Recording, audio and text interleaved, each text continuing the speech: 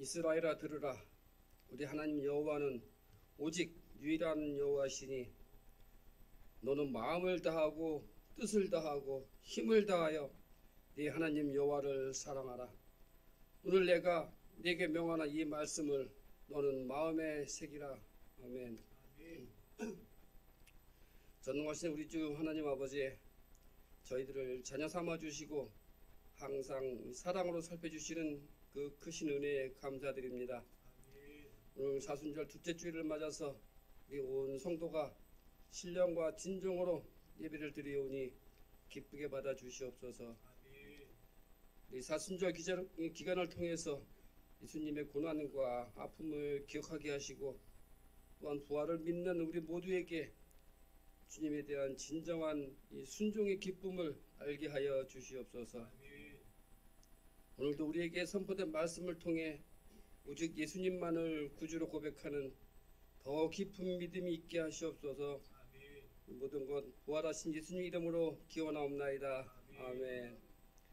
살아서 역사하시는 참 좋으신 우리 하나님, 세상의 삶에 지쳐 피곤한 우리의 육체에 또 힘을 허락하시고 오늘도 저희들의 생명을 연장하여 주셔서 감사합니다. 그동안 추운 날씨에 움츠들었던 가운데 오늘 좀 그나마 따스한 날 이 성전에서 하나님과 동행할 수 있도록 은혜를 베풀어 주시니 또한 감사드립니다. 오늘도 우리와 함께 하시며 우리의 길을 인도하시는 하나님을 찬양합니다. 늘 깨어 기도하며 주님과 동행하며 우리의 삶을 살게 하신 하나님, 오늘도 복되고 귀한 날을 허락하셨사오니 이 말씀이 중심이 되어서 오직 예수의 신앙으로 이 그리스도의 향기를 발할 수 있는 은혜의 삶이 될 수 있도록 인도하여 주시옵소서. 사랑으로 우리를 안아주시는 하나님, 이 땅과 저희들의 마음속에도 하나님의 뜻이 이루어지기를 소망합니다. 우리의 생각과 우리의 판단과 우리의 모든 생사 화복이 주님의 은혜 가운데 결정지어지게 도와주시고 늘 소망 가운데 살아갈 수 있는 그러한 믿음도 허락하여 주시옵소서. 오늘도 우리가 만나는 모든 사람들에게 이 그리스도의 아름다움을 보여줄 수 있는 그런 은혜를 베풀어 주시고 우리가 거하는 모든 일터와 직장에도 주님이 동행해 주셔서 주님의 은혜가 전파되게 하시고 늘 사랑의 마음으로 이 세상을 아름답게 만들어가는 우리 축복받는 성도들 다 되게 하여 주시옵소서. 전능하신 하나님, 우리 인생의 모든 문제를 온전히 하나님께 맡겨드립니다. 나의 힘으로 해결할 수 없는 문제들, 또 고민과 아픔 등의 어떤 질병들 온전히 주께 가지고 나아가오니 주님이 감당하여 주시옵소서.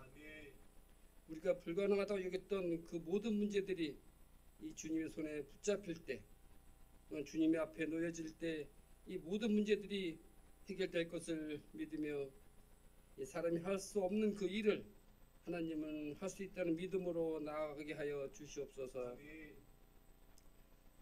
전능하신 하나님이 나의 삶 가운데 함께 하시고 이 모든 것을 이루어 줄 수 있음을 믿고 승리하는 그러한 매일매일 되게 하여 주시옵소서. 오늘은 사순절 두 번째 주를 기념하여 지킵니다. 주님의 십자가 고통과 40일간의 고난을 우리 모두가 기억하게 하시고 또한 같이 참여하는 시간들 되게 하여 주시옵소서. 주님의 피 흘리신 피로 우리가 죄에서 구원을 받고 예수님의 부활을 믿음으로 주님이 우리에게 주신 사명을 잘 감당하는 우리 성도님들에게 역사하여 주시옵소서. 오늘 말씀을 전하시는 남의 목사님, 이 성령이 함께 하셔서 영육간의 강건함을 허락하시고 또한 지혜를 허락하여 주시옵소서.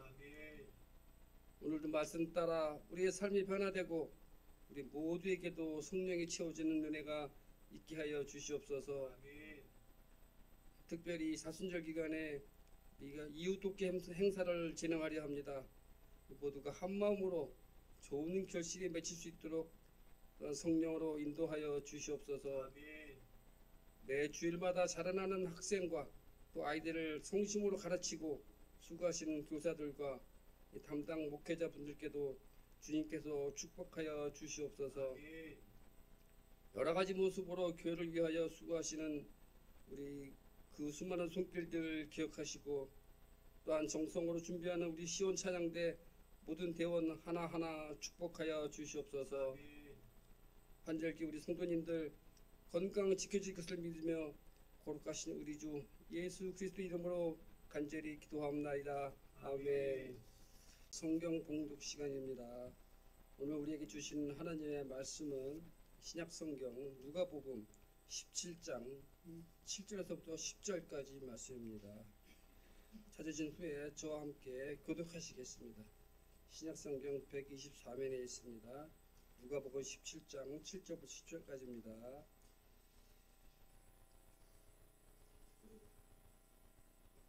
너희 중 누구에게 밭을 갈거나 양을 치거나 하는 종이 있어 밭에서 돌아오면 그대로 곧 와 앉아서 먹으라 말할 자가 있느냐?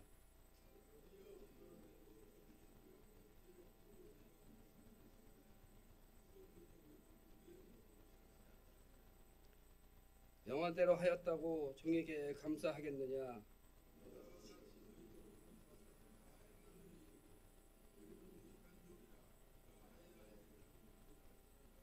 아멘. 이는 살아계신 하나님의 말씀입니다. 나에게 말씀 주신 감사합니다. 이제 말씀 전하는 시간입니다. 담임 목사님께 나오셔서 제자는 하나님의 종입니다 라는 제목으로 말씀 전하실 때 많은 은혜 받으시기 바랍니다. 우리 오늘도 선포해 봅시다. 우리 가슴에 따뜻하게 손을 얹고요. 나는 하나님이 두고 보시기에도 아까운 사람입니다. 시작. 나는 하나님이 두고 보시기에도 아까운 사람입니다. 누가 뭐래도 나는 하나님이 두고 보시기에 아까운 사람입니다. 시작. 누가 뭐래도 나는 하나님이 두고 보시기에 아까운 사람입니다. 우리 옆 사람에게도 이야기합시다. 당신도 하나님이 두고 보시기에 아까운 사람입니다. 시작. 당신도 하나님이 두고 보시기에 아까운 사람입니다.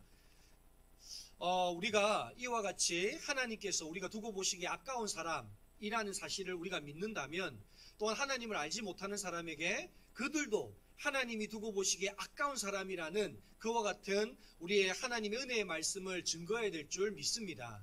그렇기 때문에 우리가 사순절 기간 동안 예수 그리스도의 십자가의 은혜를 묵상하면서 우리가 주께 받은 은혜를 다시금 되새기고, 또 그 은혜를 알지 못하는 사람, 불우한 이웃들에게 전하기 위해서 이번 사순절 기간 동안 우리가 한 주에 한 끼 이상 금식하고 그 금식한 돈을 모아서 전액을 불우한 이웃을 위해서 사용하는 데 쓰여지게 될 것입니다. 그래서 밖에 보면 이런 헌금 봉투가 있어요. 이 사순절 헌금 봉투가 따로 없기 때문에 이 헌금 봉투에 위에 사순절이라고 쓰고 그 밑에 여러분이 헌금을 하시면 이 금액은 전부 다 저희들이 모아서 사순절 헌금으로 모아서 이 헌금들은 불우한 이웃을 돕는 데 쓰도록 하겠습니다. 그래서 여러분들이 한 주에 한 끼 이상 꼭 금식하셔서 이 봉투에 금식한 비용을 이 안에 담으시고, 나는 한 끼에 10,000원짜리를 먹는 사람입니다. 또 여러분 안에 힘들고 어려우면 나는 한 끼에 1,000원밖에 못 먹습니다. 그럼 여러분의 그거에 합당한 금액들을 여기에 넣으셔서 매주 헌금하시면 그 돈을 사순절 기간 동안 모았다가 불우한 이웃을 구이 이동에 사는 불우한 이웃을 돕는 일에 이 전액을 사용하도록 하겠습니다. 우리 먼저 좀 축하할 분들이 계세요.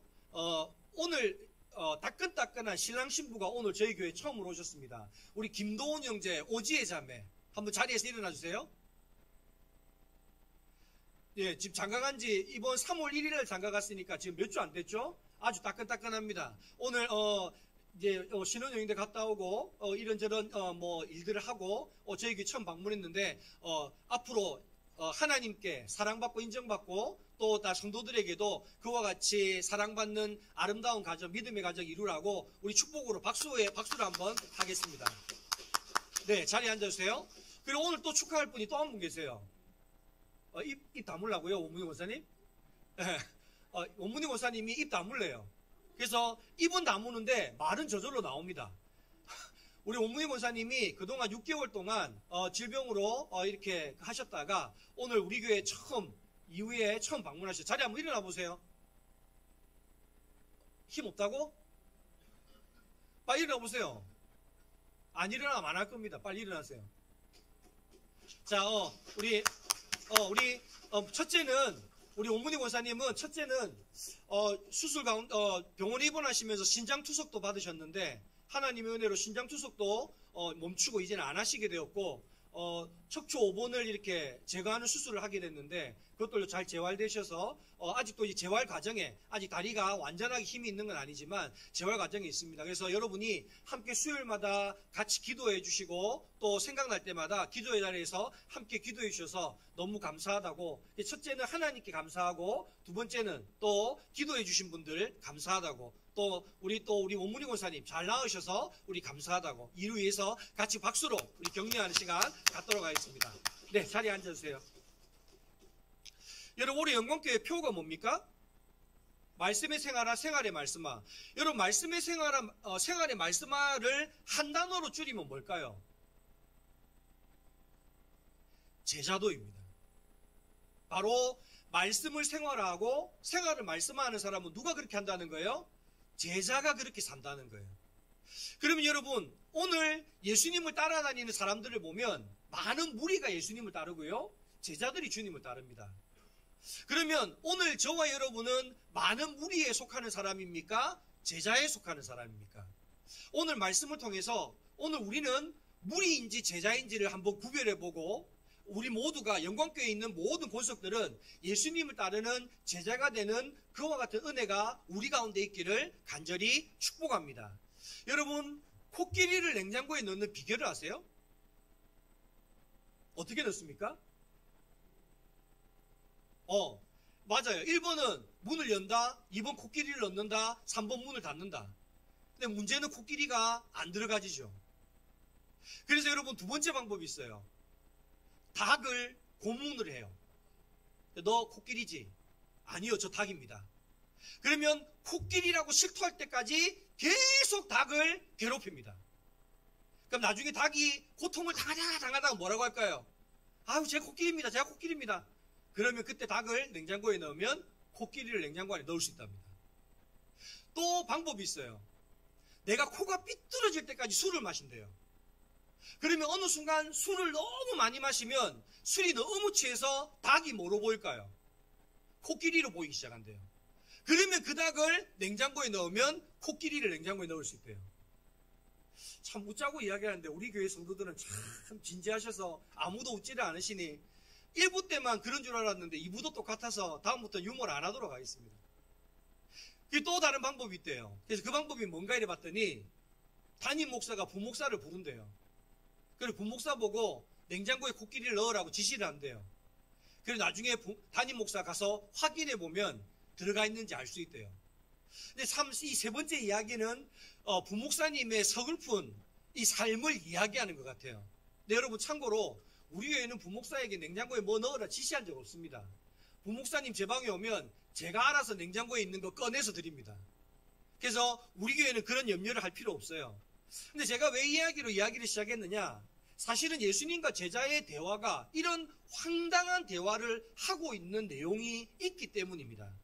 마태복음 8장 21절에 보면 어떤 대화가 나오냐 하면, 제자 중에 한 사람이 예수님께 와서 이렇게 말합니다. 예수님, 제 아버지가 지금 별세를 하셨는데, 돌아가셨는데 아버지를 좀 장사하고 오면 어떻겠습니까? 라고 물어봅니다. 여러분이 아는 예수님이라면 아버지가 돌아가셨다는 소리를 제자가 들었을 때 장사를 지내고 오라고 할까요? 가지 말라고 할까요? 가라고 하죠. 왜 가라고 합니까? 하나님은요, 부모를 공경하는 것을 살인하는 것보다 더 중요하게 생각하십니다. 그래서 여러분, 십계명에 보면 살인하지 말라라는 계명 앞에 뭐가 있습니까? 내 부모를 공경하라는 말씀이 그 앞에 있습니다. 그러면 여러분, 우리가 그만큼 하나님은 살인하는 것보다 부모를 공경하라는 걸 중요하게 여긴다면, 여러분, 그만큼 부모 공경하는 것을 하나님은 중하게 여긴다는 겁니까? 안 중하게 여긴다는 겁니까? 중하게 여긴다는 거죠. 그렇다고 한다면 여러분, 예수님도 부모를 공경하는 걸 중요하게 생각할까요? 안 할까요? 당연히 중요하게 생각하실 겁니다. 그런데 여러분, 예수님의 여기에 대한 대답이 우리의 생각을 뒤집어 놓습니다. 22절의 말씀을 한번 읽어봅시다. 시작.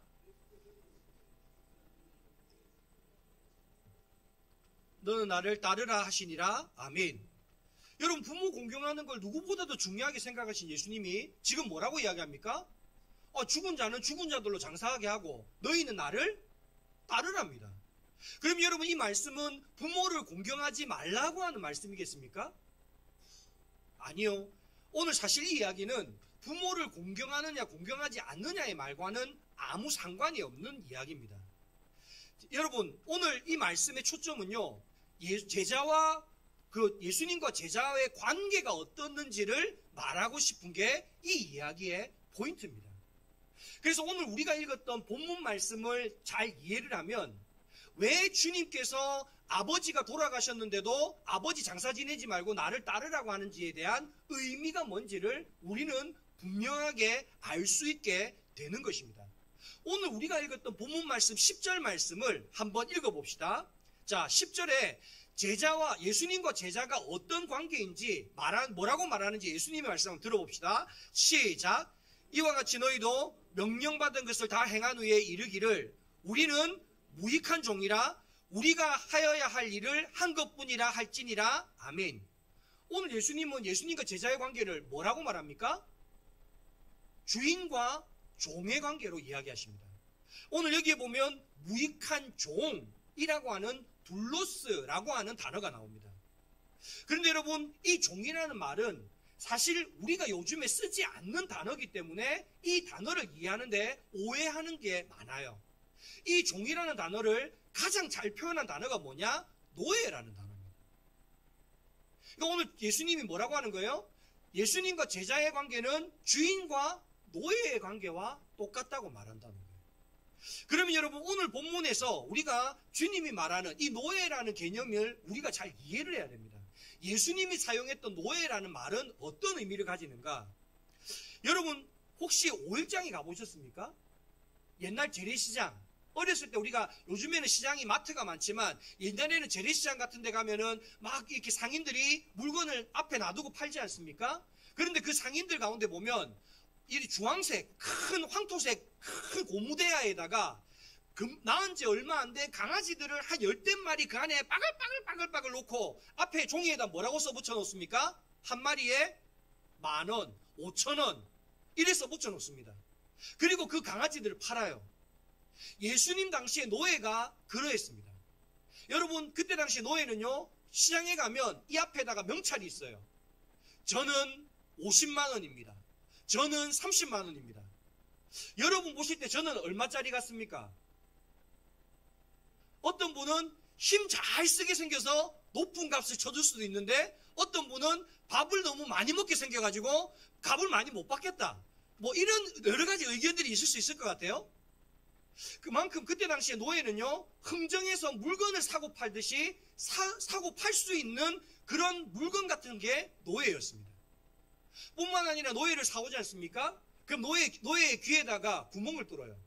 그리고 이 귀에다가 주인이 이름이 새겨진 그 명찰을 이 귀에다가 답니다. 여러분, 노예는요, 아무리 이래도 수고해도 대가를 받지 못합니다. 왜 그러냐면 노예는 재산을 소유할 수가 없기 때문입니다. 재산을 소유할 수 없는 것뿐만 아니라 노예는 자기의 아내도 자기의 자녀도 다 누구 겁니까? 주인 겁니다. 그게 노예입니다. 또한 노예는요, 철저하게 자유가 없습니다. 그 주인이 너 6시부터 일어나 일해라. 그러면 저는 뭐라고 대답해야 됩니까? 저 피곤한데요? 7시부터 하면 안 될까요? 이런 말 하면 됩니까? 안 됩니까? 안 됩니다. 주인이 너 4시부터 일어나 일해. 너 3시부터 일어나 일해. 그래도 내가 할 말은 뭐밖에 없습니까? 예, 알겠습니다. 이것밖에 할 수 없는 것이 노예의 삶입니다. 그러면 그러한 시각으로 오늘 우리가 읽었던 내용을 한번 살펴보면 이런 거예요. 종이 주인이 시켜서 야, 너 밭에 나가서 일 좀 해라. 너 양 좀 먹이고 와라. 그래서 하루 종일 뜨거운 떼약 밑에서 하루 종일 밭일하고 하루 종일 양치다가 쫄쫄 굶어서 배가 고픈 배로 이제 집으로 돌아오는 거예요. 주인의 이야기를 다 수행하고 오는 거예요. 그랬더니 주인이 종을 보면서 야, 너 수고했다. 얼른 밥 먹어라. 이렇게 말하지 않고 오늘 본문에는 뭐라고 합니까? 야, 밥때 되었으니까 얼른 밥 차려서 나에게 밥 가져와라. 내가 배가 고프다. 그러니까 열심히 일하고 왔던 노예가 막 달려가서 식당에 가서 열심히 밥을 준비해서 주인에게 그 식사 수중을 다 들더라는 거예요. 그리고 주인이 식사를 다 먹고 난 이후에 그제서야 종은 뭐 할 수 있다는 겁니까? 자기가 밥을 먹을 수 있다라고 이야기하는 것이 오늘 본문의 이야기입니다. 그러면서 여러분 오늘 9절에 주님이 이렇게 말씀하십니다. 오늘 9절 말씀을 한번 읽어봅시다. 시작. 명한 대로 하였다고 종에게 감사하겠느냐? 여러분 이 말씀은 뭘 말합니까?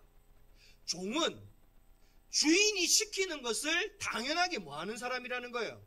하는 사람이라는 거예요. 그거 했다고 해서 주인은 고마워하지 않는다는 거예요.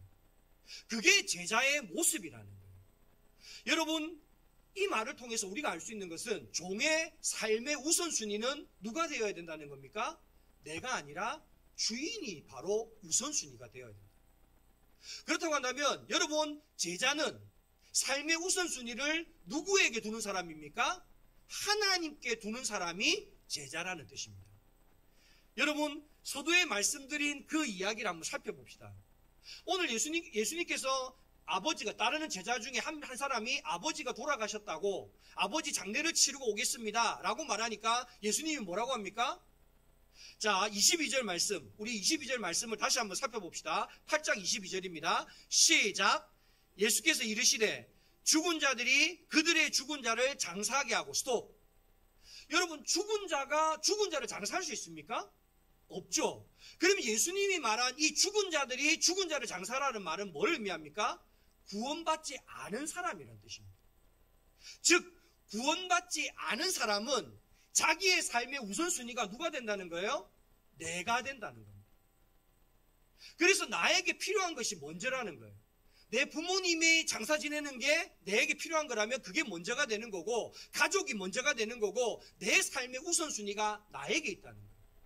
근데 그 뒤에 주님 뭐라고 합니까? 그러나 제자는 뭐라고 합니까? 너는 여기서 말한 너는 누구예요? 제자들입니다. 제자들은 누구를 따르라고요? 나를 따르라고요. 그럼 여러분 제자들의 삶의 우선순위는 누구라는 말입니까? 바로 예수님이 그들의 삶의 우선순위가 되어야 한다라는 것입니다. 여러분 제자는요 삶의 우선순위를 하나님께 두는 사람입니다. 그런 의미에서 오늘 여러분의 삶의 우선순위는 어디에 있습니까? 행여라도 부자 청년같이 오늘 우리의 삶의 우선순위가 내가 가지고 있는 재물의 우선순위가 있지는 않습니까? 오늘 이 아버지가 돌아가셨다고 장례 치르러 가겠다는 이 제자처럼 오늘 우리의 삶의 우선순위가 나의 자녀나 나의 가족들이 나의 삶의 우선순위가 되지 않느냐는 것입니다. 여러분 오늘 우리는 우리 삶을 돌아보아야 합니다. 내가 하고 싶은 것, 내가 원하는 것, 내가 바라는 것이 내 삶의 우선순위가 되고 있지는 않는지 오늘 우리의 삶을 돌아봐야 합니다. 여러분 어떤 부모들은 자녀에게 이렇게 말한답니다. 야, 신앙생활 대학 가고 나서부터 열심히 해.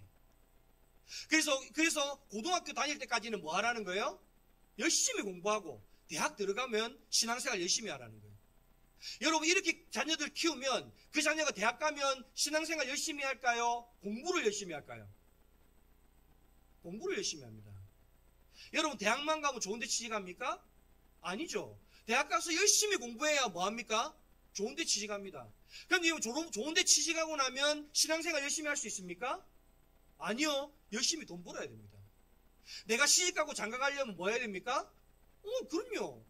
내 신혼 살림이라도 마련하려면 내가 돈이 있어야 되는 거예요. 그러니까 여러분 결혼하려고 하니까 뭐 해야 됩니까? 열심히 돈 벌어야 됩니다. 여러분 그럼 열심히 돈 벌어서 결혼하면은 그 다음부터 신앙생활 열심히 할 수 있습니까? 자녀들 양육해야 됩니다. 자녀들 양육하다가 또 뭐 해야 돼요? 내 집 마련해야 됩니다. 집만 있으면 됩니까? 차도 사야 됩니다. 그러다 보면 여러분 하나님은 언제나 내 삶의 우선순위에서 뭐 하게 되는 겁니까? 밀려나게 된다는 거예요. 여러분 로마서 14장 7절에서 8절에 주님은 뭐라고 이야기하시느냐? 우리 한번 같이 읽어봅시다. 로마서 14장 7절에서 8절입니다. 시작. 우리 중에 스톱. 여기서 말하는 우리 중에는 누구를 말하느냐? 제자를 말합니다. 제자는 자 그 다음 거 있습니다. 시작. 누구든지 자기를 위하여 사는 자가 없고 자기를 위하여 죽는 자도 없도다. 우리가 살아도 주를 위하여 살고 죽어도 주를 위하여 죽나니 그러므로 사나 죽으나 우리는 누구의 것이로다? 주의 것이로다. 여러분, 제자는요 어떤 사람이냐?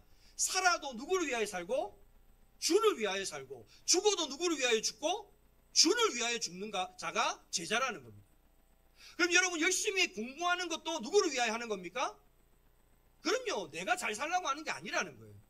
주님을 위하여 공부하는 거라는 거예요. 여러분, 내가 좋은 데 취직하는 이유가 왜 그렇습니까? 성공하려고요? 출세하려고요? 아니요, 주님을 위해서요.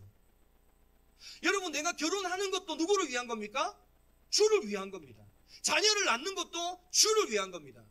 심지어 집에서 여러분이 밥하고 빨래하고 설거지하고 여러분 이것도 다 누구를 위하여 하는 겁니까? 주를 위하여 하는 겁니다. 그게 제자라는 거예요. 오늘 저와 여러분, 우리는 어떻습니까? 오늘 우리는 우리의 삶 가운데 우리가 하는 모든 일들은 누구를 위하여 사는 삶입니까? 오늘 우리는, 하나님은 우리에게 말씀하셨습니다. 너는 나의 제자라고. 제자는 노예랍니다. 노예는 모든 노예의 삶이 누구를 위한 삶이 되어야 된다고요? 주님을 위한 삶이 되어야 된다라고 말씀하고 있다라는 것입니다. 이런 입장에서 오늘 저와 여러분은 예수님을 따르는 무리인지 제자인지 우리 자신을 한번 돌아볼 수 있기를 바랍니다. 두 번째로 여러분, 제자는요 사탄의 지배에서 하나님의 지배로 옮겨진 사람을 제자라고 합니다. 여러분, 예수님 우리를 종이라고 부를 때에 여러분, 이 종이라고 부르는 건 사탄의 지배에서 누구의 지배로 옮겨왔다는 거예요? 하나님의, 예수 그리스도의 지배로 옮겨왔다는 걸 우리에게 말씀해 주고 있다라는 겁니다. 여러분, 구원이 무엇인가? 여러분, 골로새서 1장 13절에 보면 구원이 무엇인지에 대해서 이렇게 말합니다. 한번 읽어봅시다. 자, 시작. 그가 우리를 흑암의 권세에서 건져내다. 스톱. 자, 구원은 흑암의 권세에서 우리를 건져내는 것, 이것뿐만 아니라, 자, 그 뒤에 뭐라고 합니까? 시작. 그의 사랑의 아들의 나라로 옮기셨으니 아멘. 여러분, 구원은 뭡니까? 흑암의 권세 아래에서 우리를 건져내어서 누구의 아래로 놓는 겁니까? 하나님의 아들의 나라, 바로 하나님의 나라, 하나님의 지배 아래로 옮겨두는 것이 구원이라는 겁니다. 그런데 우리는 자꾸 구원을 생각할 때 뭐라고 생각하느냐? 내가 구원받았다는 건 죄와 사망의 권세로부터 자유했다고 생각합니다. 여러분, 구원은 자유해지는 게 아닙니다. 그래서 이제, 야, 너 이제 죄와 사망으로부터 자유케 되었으니까 너 하고 싶은 거 마음대로 해. 너 뜻대로 살아. 너 원하는 대로 살아. 이렇게 말하는 게 구원이 아니라는 겁니다. 구원은 죄와 사망의 권세에서 하나님에게로 그 지배가 옮겨졌기 때문에 구원받은 백성은 누구의 말씀대로 살아야 된다는 겁니까? 하나님의 뜻과 하나님의 계획, 하나님의 말씀대로 살아가는 것이 구원받은 자의 삶이라는 것을 우리에게 말씀해 주는 겁니다. 그래서 여러분, 로마서 6장 18절에 보면 이 구원에 대해서 뭐라고 이야기하느냐? 여러분, 이렇게 이야기합니다. 로마서 6장 18절입니다. 시작. 죄로부터 해방되어 의에게 종이 되었느니라. 아멘. 죄로부터 해방되어서 누구의 종이 되었다고요? 의에게. 여러분, 그럼 여기 말하는 의는 누굽니까? 하나님의 종이 되었다라고 이야기한다라는 것입니다. 그러면 여러분, 이런 거예요. 여러분, 사람이 어떻게 죄의 나라에서 하나님의 나라로 시민권이 옮겨질 수 있을까요? 여러분, 옛날 노예 당시 때 노예가 자유케 되는 방법은 딱 하나밖에 없었어요. 어떤 방법이었을까요? 죽는 겁니다.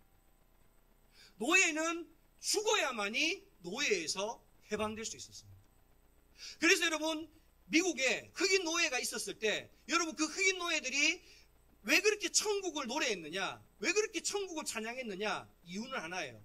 내가 죽어야만이, 하늘나라 가야만이 내가 뭐 한다는 거예요? 자유케 된다는 거예요. 여러분, 오늘 우리가 죄의 지배 아래서 하나님의 지배로 바뀔 수 있는 이유가 뭔지 아십니까? 어떻게 시민권이 옮겨가신 줄 아십니까? 바로 예수 그리스도의 십자가와 부활이 우리를 죄에서부터 죽게 만들고 하나님의 나라로서 거듭나게 만들었기 때문에 오늘 우리가 하나님의 자녀로 하나님의 지배 아래 살아가는 구원받은 백성이 될 수 있다라는 것입니다. 여러분, 갈라디아서 2장 20절의 상반절 말씀을 우리가 한번 읽어봅시다. 자, 말씀을 같이 한번 읽어봅니다. 시작. 내가 그리스도와 함께 십자가에 못 박혔나니 그런즉 이제는 내가 사는 것이 아니요 오직 내 안에 그리스도께서 사시는 것이라. 아멘. 여러분, 오늘 이야기 잘 보면 예수님이 십자가에 달려 죽으실 때 여러분, 예수님 혼자 죽으셨어요? 우리도 같이 죽으셨어요? 같이 죽었습니다. 뭐라고 되어 있습니까? 내가 그리스도와 함께. 여러분, 우리는 자꾸 예수님이 십자가를 생각하면서 누구만 십자가에 달려 죽었다고 생각해요? 예수님만 죽었다고 생각해요. 아니요. 그 십자가에 달려 죽으실 때 예수님뿐만 아니라 누구도 함께 죽었다는 거예요? 나도 함께 죽었다는 거예요. 여러분, 오늘 우리는 예수님의 그 십자가의 죽으심을 바라보면서 우리는 분명히 기억해야 합니다. 내가 구원받는다는 건 나의 옛사람, 내 삶에 내가 주인 되었던 내가 죽는 것이 바로 십자가의 죽음이라는 겁니다. 또한 두 번째로요, 여러분, 우리는 예수님과 함께 우리도 부활했다라고 주님은 말씀하십니다.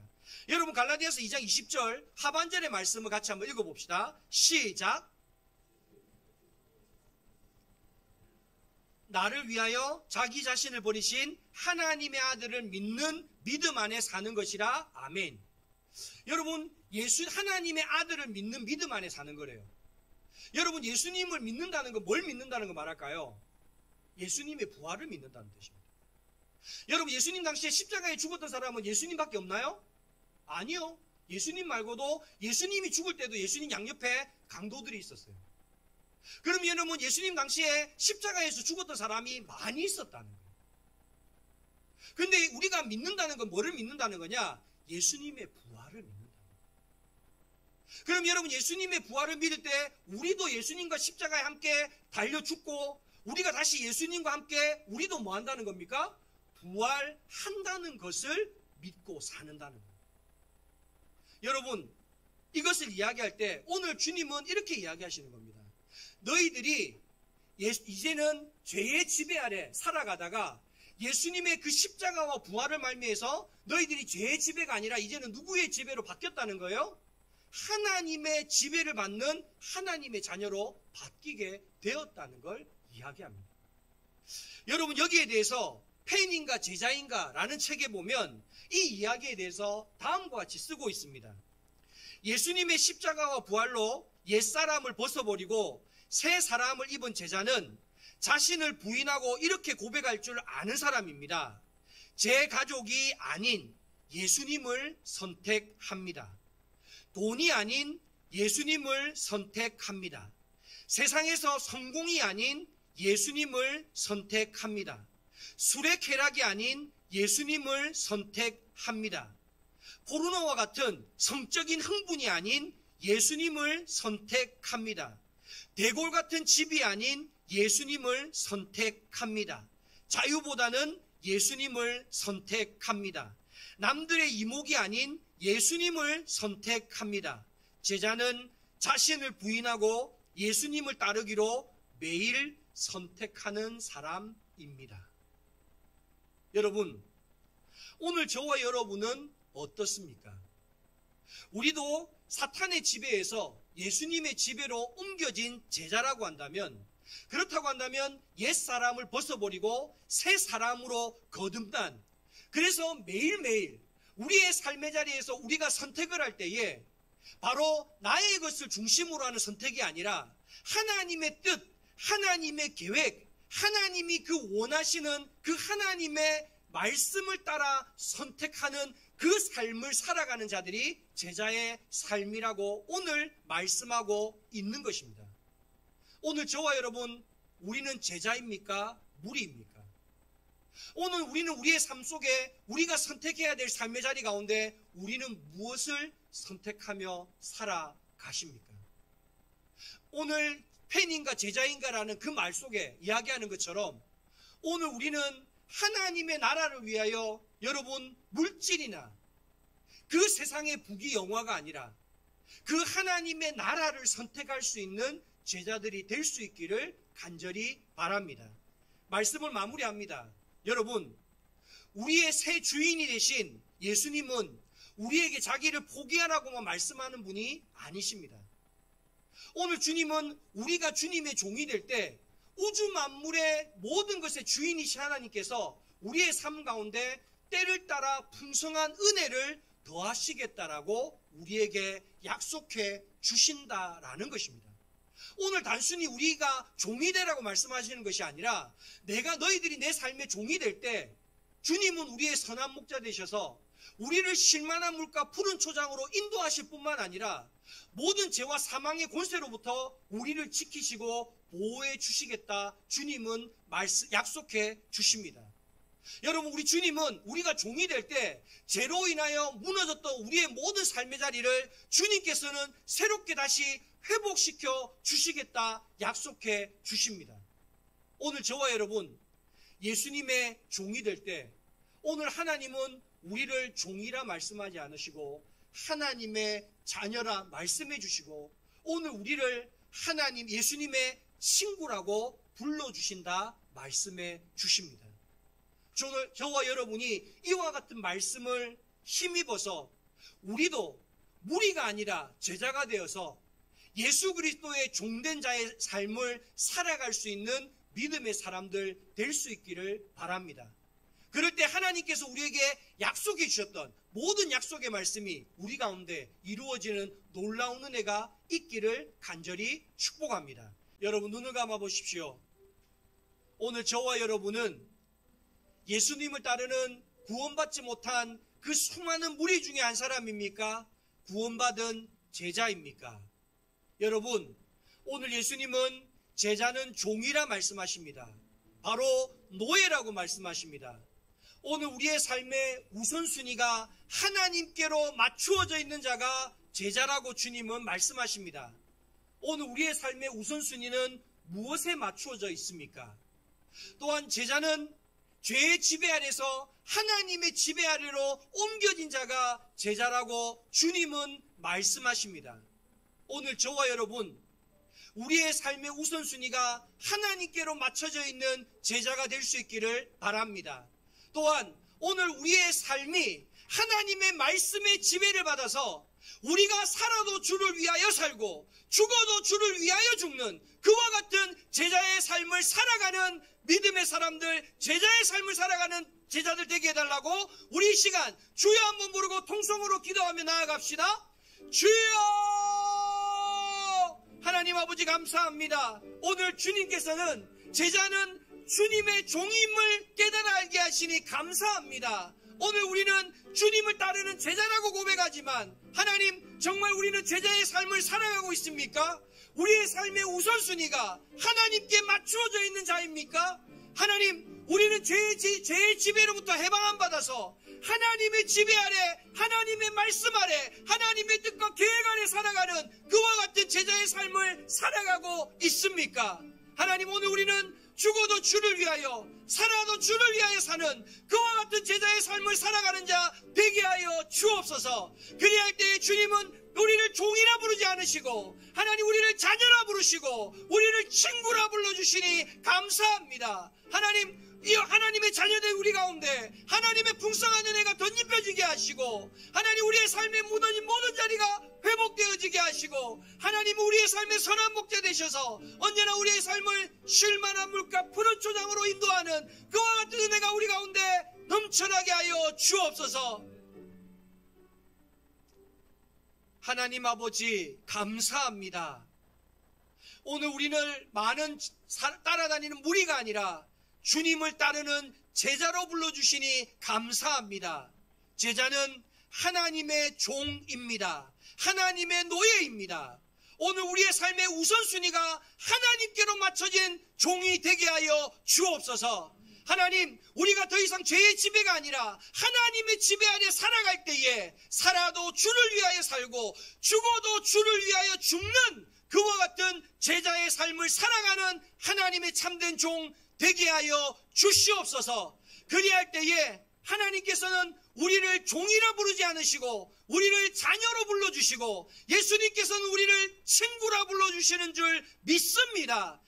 그와 같은 은혜 아래서 하나님께서 우리의 삶에 날마다 때를 따라 돕는 풍성한 은혜로 부어주시는 은혜를 날마다 경험하는 제자들 되게 하여 주옵소서. 하나님이 우리의 삶의 선한 목자 되셔서 우리의 걸음을 인도하실 때에 실만한 물과 푸른 초장으로 인도하시고 모든 죄와 사망의 권세로부터 우리를 지켜 보호하여 주시옵소서. 우리의 죄로 인하여 무너진 모든 삶의 자리가 하나님의 은혜로 말미암아 다시금 회복되어지는 역사가 우리 가운데 나타나게 하여 주옵소서. 더 이상 무리의 삶으로 주님을 따르는 자 되지 않게 하시고 제자의 삶으로, 종의 삶으로 주님을 따르는 우리 모두가 되게 하여 주옵소서. 세상의 온갖 죄와 상처들로 얼룩진 자들이 영광교회를 통하여 새롭게 회복되고 치유되게 하여 주옵소서. 영광교회가 하나님이 기뻐하는 교회, 영광교회 성도들이 자랑스러워하는 교회 되게 하시고 우리 교회의 주인이 하나님이시며 말씀 위에 바로 선 교회,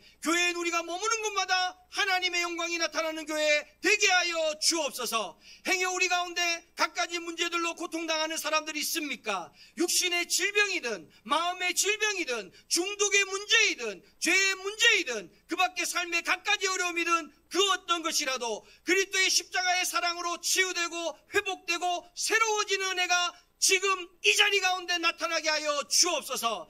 이 시간 나사렛 예수 이름 받들어 기도하온즉 저들을 괴롭히는 모든 문제들은 떠나갈지어다. 죄와 사망의 권세야 떠나갈지어다. 주께서 자유케 하시면 자유케 될 것을 믿사온즉 오늘 그와 같은 은혜가 우리 가운데 임하게 하여 주옵소서. 이제는 우리 주 예수 그리스도의 은혜와 하나님 아버지의 한이 없는 사랑하심과 보혜사 성령님의 내주 감화 감동하시는 은혜가 영광교회 모든 성도들 머리 위에와 그들의 가정과 삶의 모든 자리 위에 이 나라와 온 세계 가운데 지금으로부터 영원까지 함께 하시기를 간절히 축원하옵나이다. 아멘.